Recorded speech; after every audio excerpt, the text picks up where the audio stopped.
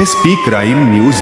सोलापूर शहरातील gel road police Thane गुन्हे प्रकटीकरण पथकाने प्रभावी कारवाई करत तडीपार आरोपींकडून चोरी केलेले एकूण 111 मोबाईल जप्त केले असून एकूण किंमत 13,52,998 रुपये इतकी आहे। जानेवारी 2026 मध्ये जेल रोड पोलीस ठाण्यात मोबाईल चोरीचे 4 गुन्हे दाखल झाले होते।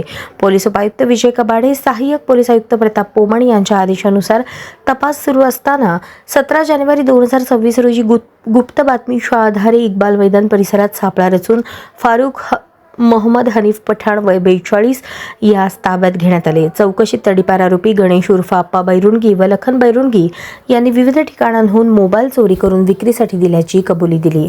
या कारवाईमुळे जेल रोड पोलीस ठाण्यातील 4 गुन्हे उघडकीस आले असून ही कामगिरी पोलीस आयुक्त एम राजकुमार यांच्या मार्गदर्शनाखाली वरिष्ठ अधिकारी कर्मचाऱ्यांच्या संयुक्त प्रयत्नातून पार पडली आहे।